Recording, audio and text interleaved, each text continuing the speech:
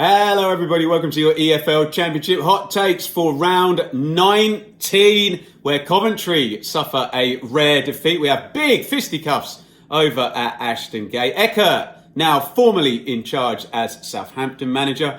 Parachute power, is it back? Very good day for all four of the year one parachute teams. And another game abandoned in soggy Wood Park. Get your thoughts down there in the comments. Elephant in the room. I am on a military base in Warminster over in Wiltshire, somewhere in the middle of nowhere. We're about to play a military show.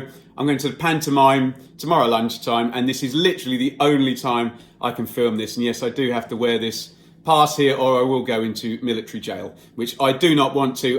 So it might be a slightly shorter video with admittedly less production value than normal. Let's start with the headline there, and it's the headline match. Ipswich versus Coventry ends 3-0 to Ipswich. I'm not sure many of you had that on the bingo card. Could have been a very formative game, certainly from a Coventry point of view. I think they could have basically just waved goodbye to the division if they'd turned up at Ipswich and won handsomely here. They've still got lots and lots of margin for error, Coventry, but this one went south. And I mean, it did have some control in the first half and hit the post at 0-0, but Eggerly, back-to-back goals for the most expensive player in Championship history. He scored at Blackburn, obviously, for Ipswich, in a disappointing performance, but this one certainly wasn't. And if there was anxiety in the crowd, that then turned the game. And Ipswich went on and grabbed another 2 goals in the second half. Coventry with that brave high line, but they got caught out and Hurst is running through on goal from near enough halfway line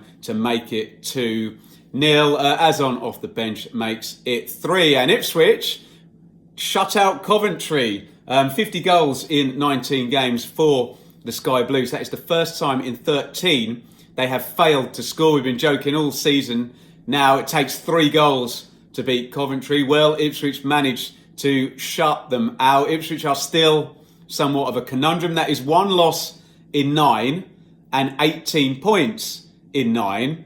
But this is on the back of a hapless performance at Oxford and then a really disappointing performance at Blackburn, where they were lucky with that Eggerly late goal to come away with anything. So could it be the game that sparks Ipswich into life? We've thought that a few times this season, and it hasn't been the case, so we'll keep a watching brief. But Coventry have been far and away the best side in the Championship this season, and to beat them 3-0 is no mean feat. Sky Blues, lots and lots of margin for error. This is what an 11 wins in 12 streak does for you.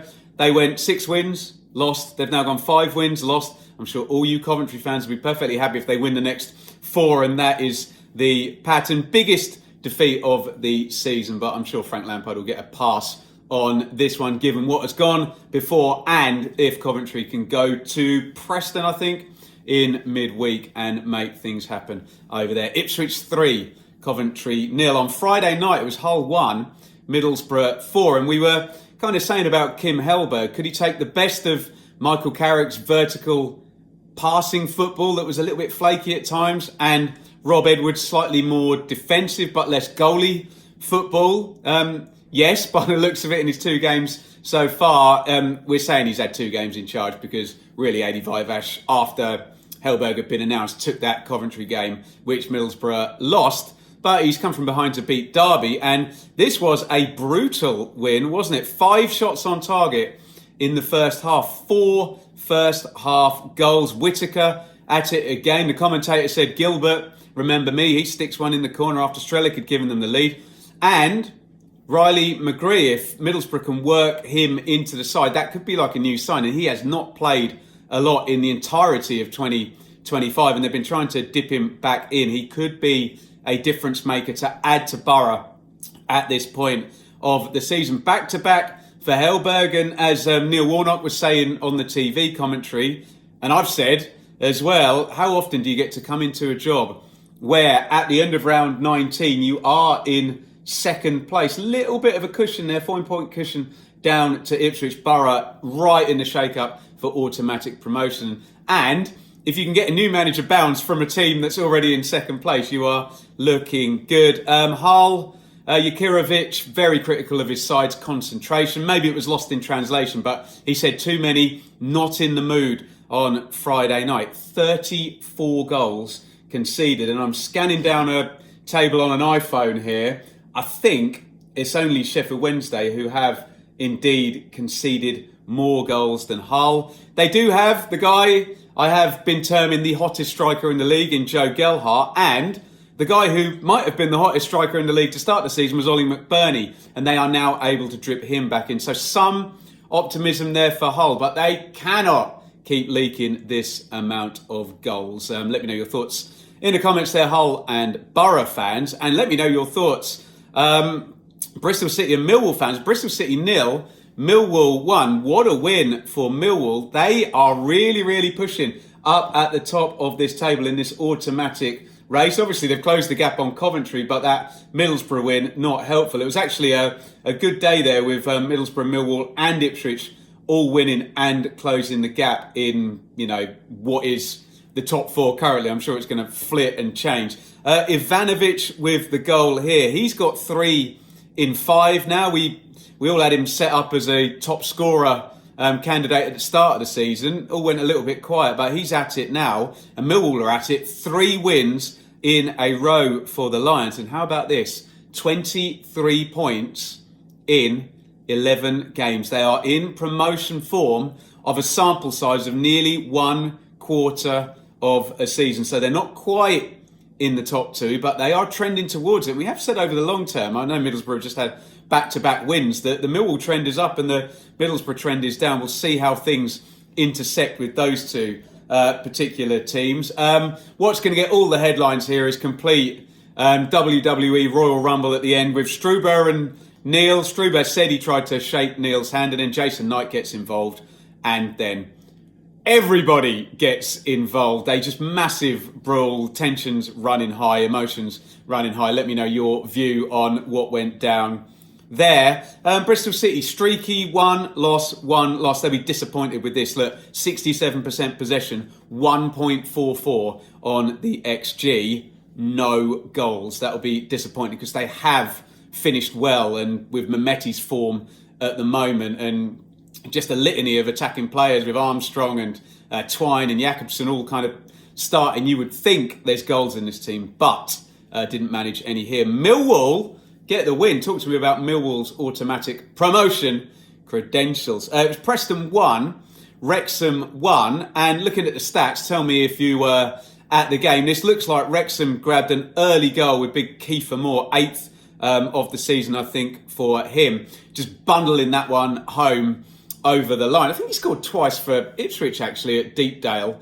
So it's a good stadium for big Kiefer. And then it looked like Wrexham were holding on a little bit. Preston creating 24 shots and 2.5 XG before Armstrong grabbed their late goal, I think, last 10 minutes there. 1 loss in 8 for Preston, but it is both teams to score in the last 6 of North End's games. So they're not the kind of clean sheet machine. They're not the home machine, actually, with that defeat against Blackburn and the one against Birmingham as well that they have been. Wrexham are a bit of a machine because they are 7 undefeated. However, they're a bit of a draw machine. 9 draws. That is the most in the division. But both sides playing well. Both sides hard to beat. Both sides, if they have a good January transfer window, will want playoffs this season.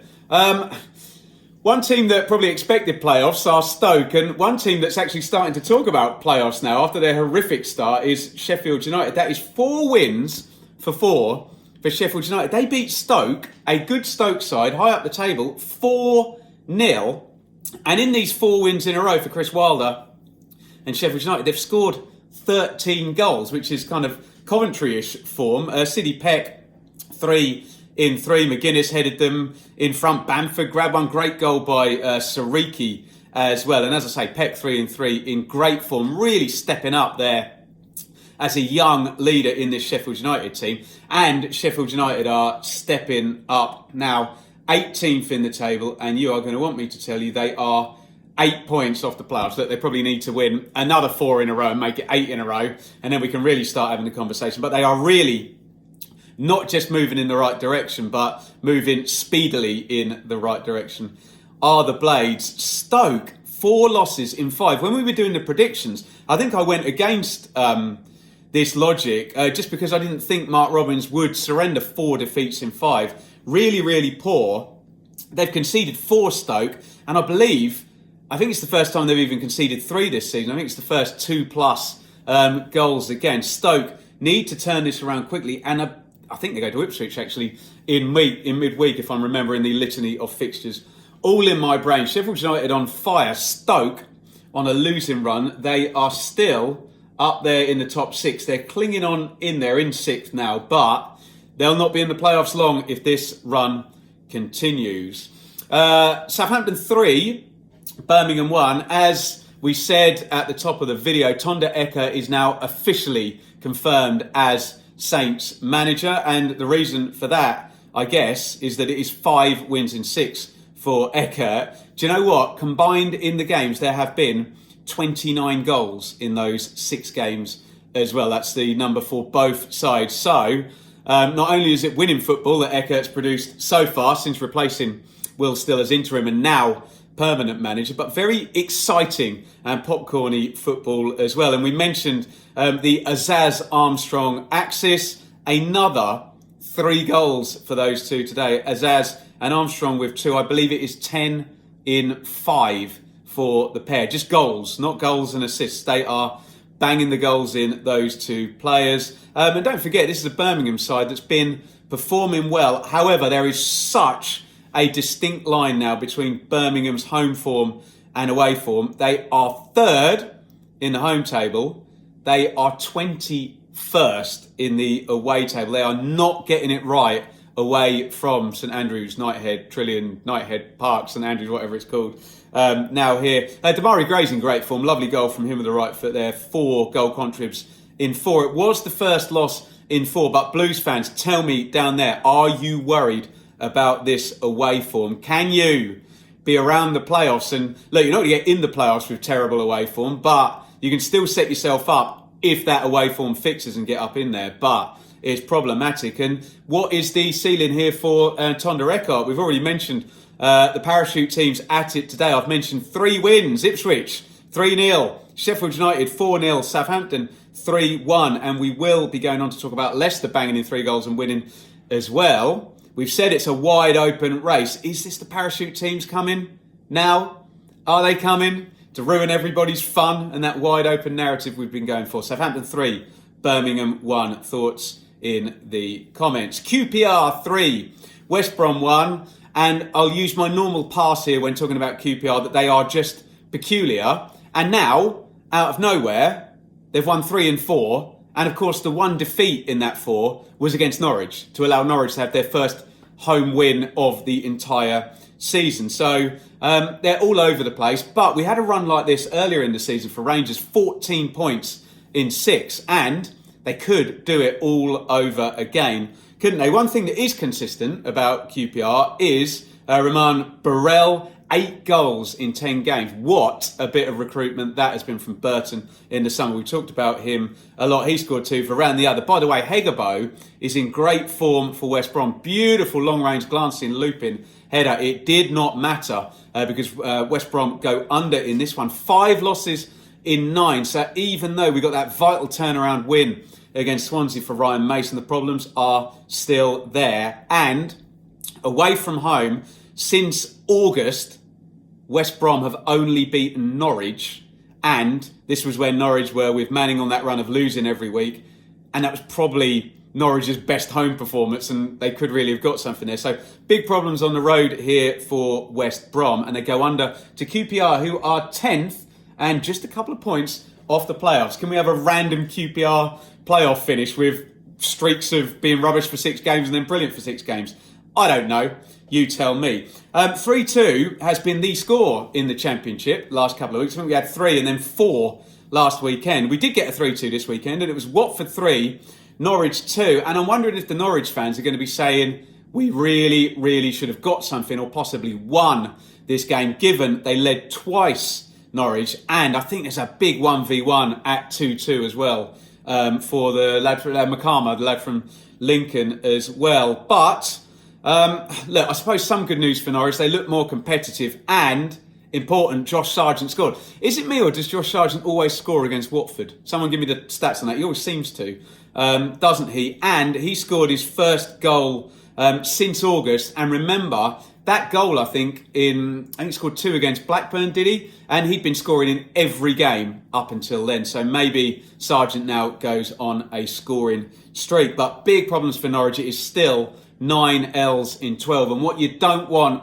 is for what we looked at as being a new manager bounce for Philippe Clement. Yes, unlucky not to beat Oxford, conceding in the 95th minute, but then got that win, didn't they, against QPR. You don't want it to be those 4 points go on and then you lose 1, 2, 3, 4 games and all of a sudden it's all about the defeats again. So Norwich need to get straight back on the horse.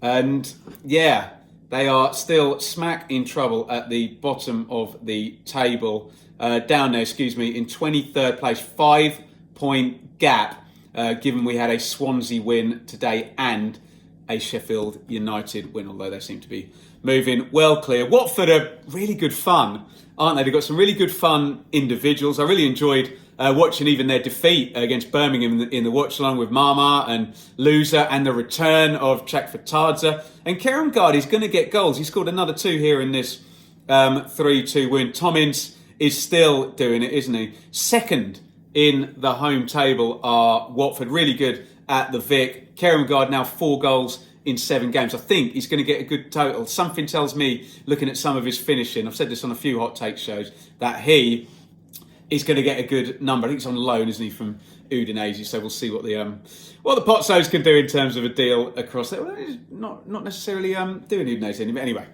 I digress. Watford 3, Norwich 2. Thoughts in the comments. In the earlies, this is your 4th parachute win of the weekend. Must be the first time that's happened this season, mustn't it? Derby 1, Leicester 3, and the Leicester fans had to put up with their side being 3-0 down in the first half at home to Sheffield United last week. They were 3-0 up at Derby in an East Midlands derby here. Before half-time, they were brutal with their finishing. The first goal from Reed is superb. Skip, I think, is a set play. James, 3 shots, 3 goals. They scored their first 3 shots and put Derby to bed. Superb from Leicester. I watched Party Marty Cifuentes' news conference, and he's still getting asked about the hearing that's going on right now. So there is still that confusion that we talk about all the time, but have no clarity on. But he really, really needed that win, Cifuentes. And we know when they click, strong squad, strong players, brilliant goal, that first one. That didn't look like a side that was struggling to execute and, exploit their quality here. But yeah, they were right at it today. John Eustace, he said the first half was unacceptable, and it wasn't, you can go down early in a game, but it was the lack of reaction there. Sorry, there's a very loud fridge just switched on there. I hope that doesn't ruin your enjoyment of this video, where I was struggling with production here in the military base in Warminster. And he was talking about the lack of characters, and I assume he's talking about Travis and Morris being absent, the kind of 2 de facto captains there at Derby. He wants others to step up, but that's 3 defeats in 4 back-to-back home losses. One player who is stepping up, another assist for Ward, the right wing-back, 5 assists in 7. Good news, Curtis Nelson back as well. Charlton versus Portsmouth was postponed today due to a fan, a medical emergency, and I believe, sadly, the fan has passed away. So it's irrelevant to talk about either Charlton or Portsmouth, and a horrible, horrible situation. And I don't know. I think it was a Charlton fan. Forgive me if that's insensitive. I don't know.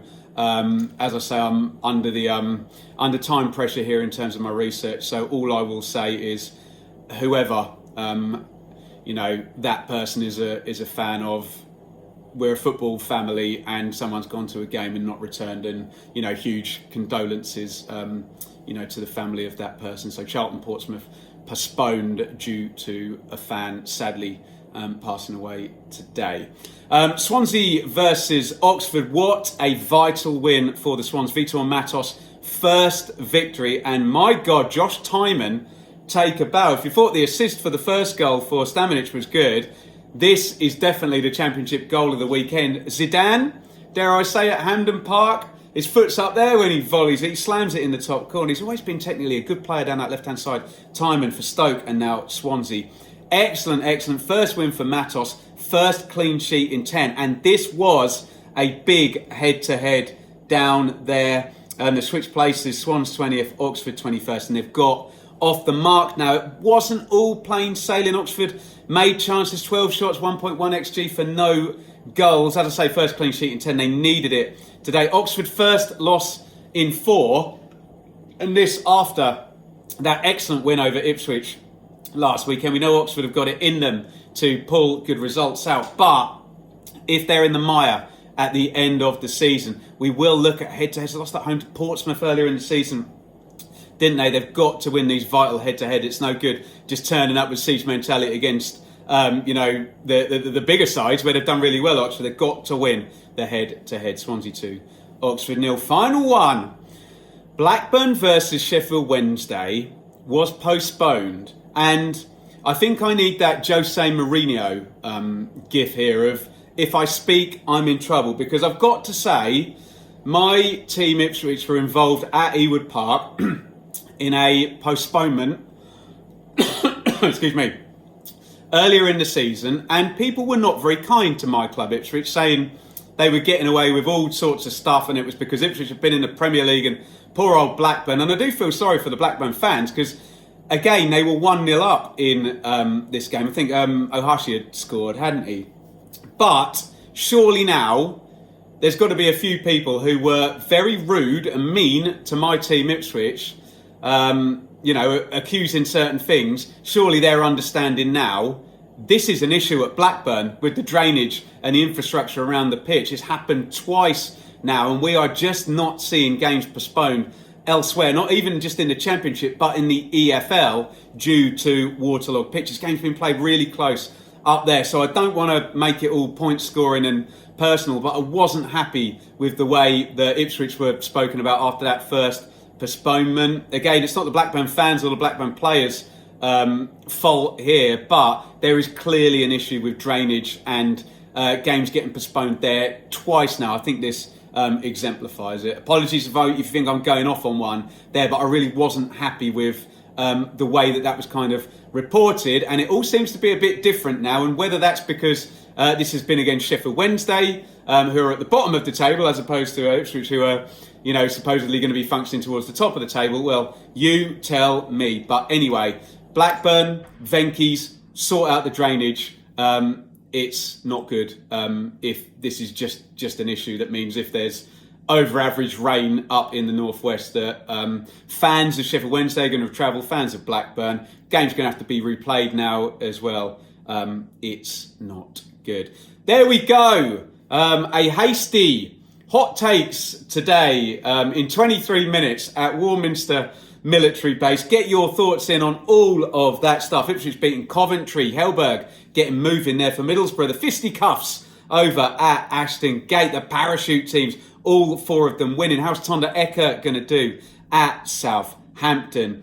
Let me know your thoughts on all of that stuff. Please do hit the subscribe button. I will be back home in the studio over at Bloom Towers in Bedfordshire for Blue Monday tomorrow. It's episode 1000. So if you're an Ipswich fan or a Coventry fan, check out the chat on that. And it's a 3-game week, so we'll be back with a big man up top, Sam Parkin, doing the predictions on Monday. Get involved, hit subscribe, ring the bell, comment, all of that good stuff. I've got to go and play a gig to some probably inebriated, sounds like I'm inebriated, military like generals and stuff out there. So I'll go and do that.